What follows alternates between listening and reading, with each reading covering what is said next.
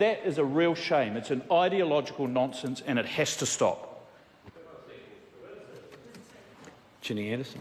It's always good to start off a debate with a real story about real people's lives, Mr Speaker. And just last weekend, I was holding a street corner meeting in Hutt South. It did happen to be raining, but even though it was raining, people still came out. And even more interesting are the fact that people came out in the rain. One of them self-confessed that they were a previous National voter. And they came out in the rain on a cold Sunday afternoon to say thank you. To say thank you for the winter energy payment, because that person was over 65 and that person had struggled in the years before in paying their heating bill over those winter months. And they said that even though that they had voted National in the past, that they were so grateful of having a government that actually put people first and started caring about people.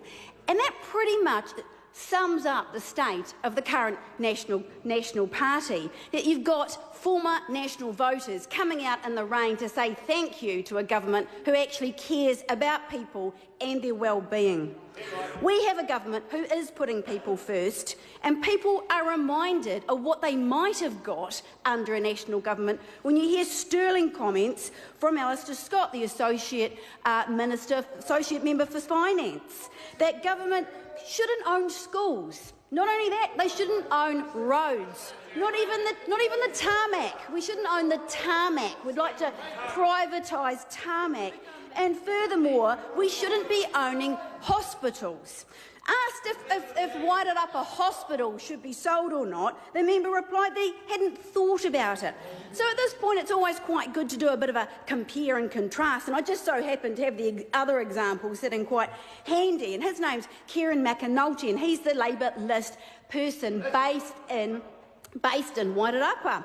And just so you know the difference between the two, Kieran McAnulty won't be selling Wairarapa Hospital. That's his position. Whereas the other guy who lives in Wellington is not so sure what will happen with Wairarapa Hospital. I think he lives in Wellington, actually. So Labour has always delivered to the people who need it the most. Labour has always based itself on making sure that we have those people who need it, getting the basics they need. And part of that is not just houses, it's not just wages, education and health. It's also about changing the culture of our organisations that provide basic services to people. And it's so heartening to hear what the Minister for Social Development has delivered in terms of changing the culture within organisations like the Ministry of Social Development by giving people a place to get a drink, to use a toilet, for children to be able to play while their parents wait to get services. That's how you treat people, giving them the basics and giving people the respect and decency to get a good start and get on with their lives. But as well as doing those basic things that we'll be delivering for families, like the Best Start payment, like the winter energy payment, and by not giving tax cuts to the top 10%, we are also helping those families in the middle. It's those families in the 70 to 100,000 bracket per household that are better off under this government. It's those families that also benefit in the middle. And when I'm standing out beside the school gates talking with mums and dads who are often on one salary for the best of their kids when they've got 2 or 3 kids at school, it's hard over winter.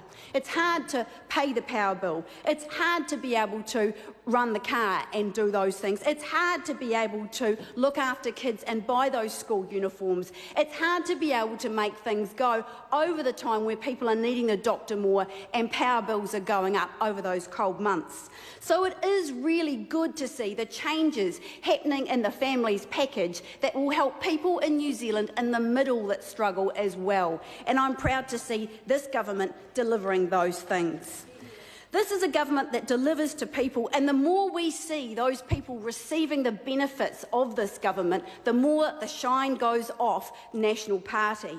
And we see that when you even hear Matthew Hooton saying that Simon Bridges should stay off Radio Hodaki. He's giving their own advice that should be a good measure for him to make on Radio New Zealand. Good advice there from Matthew Hooton. And all we can hear from the other side of the House is that the BPS targets are great.